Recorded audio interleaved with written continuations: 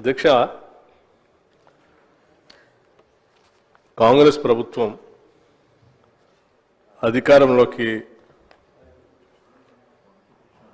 రాకముందు ఎన్నికల సందర్భంగా మేము అధికారంలోకి వచ్చిన తర్వాత ఈ రాష్ట్రంలో ఉన్నటువంటి నిరుపేద మధ్యతరగతి కుటుంబాలకు సంబంధించినటువంటి కుటుంబాలకి 200 యూనిట్ లోపల ఉచిత కరెంటు ఇస్తామని చెప్పినటువంటి వాగ్దానాన్ని నిజం చేస్తూ ఈ ప్రభుత్వం మహాలక్ష్మి పథకంలో భాగంగా గృహజ్యోతి పథకాన్ని పెద్ద ఎత్తున అమలు చేస్తూ ముందుకు పోతా ఉన్నాం అధ్యక్ష.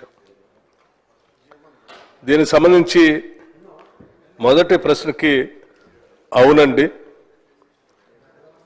రెండో ప్రశ్నకి ఇందులో కేవలం మహిళలే కాదు అధ్యక్ష, యావత్ కుటుంబాన్ని యూనిట్గా తీసుకొని ఆ కుటుంబంలో ఉన్నటువంటి మహిళలు కుటుంబ సభ్యులు అందరికీ లబ్ధి చెందేటట్టుగా ఈ పథకాన్ని అమలు చేస్తూ ఉన్నాం అధ్యక్ష.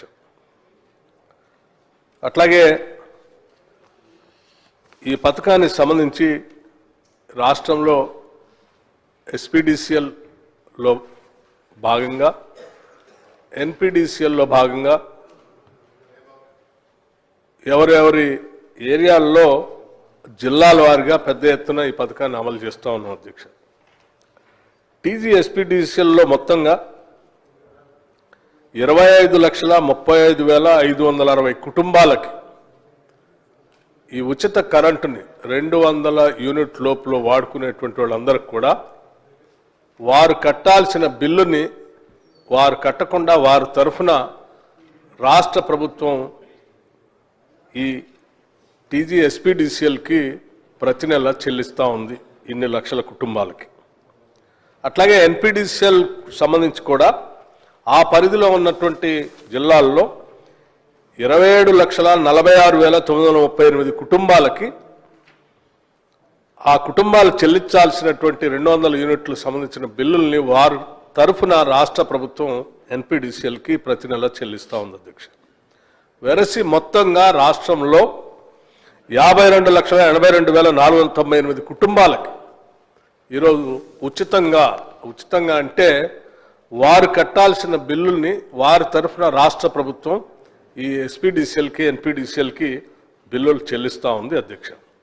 దీనికి సంబంధించి మొత్తంగా ఇప్పుడు ఈ పథకాన్ని అమల్లో తీసుకొచ్చిన దగ్గర నుంచి 2025 డిసెంబర్ వరకు రాష్ట్ర ప్రభుత్వం ఈ 200 యూనిట్లు పొందుతున్నటువంటి లబ్ధిదారుల పక్షాన రాష్ట్ర ప్రభుత్వం ఈ ఎస్పీడీసీఎల్కి ఎన్పీడీసీఎల్కి చెల్లించినటువంటి మొత్తం 3,593 కోట్ల రూపాయలని ప్రజల పక్షాన రాష్ట్ర ప్రభుత్వం వారు చెల్లించింది అధ్యక్ష.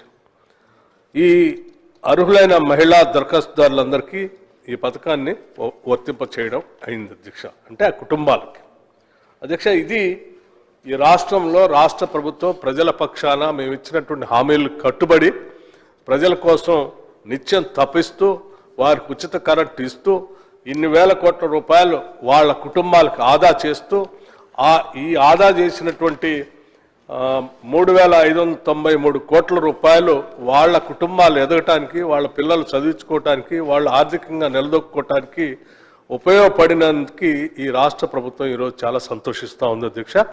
ఇప్పటివరకే కాదు, భవిష్యత్తులో కూడా మేము ఈ పథకాన్ని కొనసాగిస్తాం. 200 యూనిట్లు ఉచితంగా రాష్ట్ర ప్రజలకు మేము ఇచ్చినటువంటి మాట ప్రకారం ఇస్తూ ఉంటాం. ఈ రాష్ట్రంలో ఉన్నటువంటి పేద బడుగు బలహీన వర్గాలు మధ్యతరగతి కుటుంబాలకు సంబంధించినటువంటి వాళ్ళు ఆర్థికంగా నిలదొక్కుని ఎదిగి ఈ సమాజంలో ఆత్మగౌరవంతో బతకటం కోసం మా ప్రయత్నం అంతా చేస్తూనే ఉంటాం. అందులో భాగంగానే చేస్తూ ఉన్నాం అధ్యక్ష. ధన్యవాదాలు.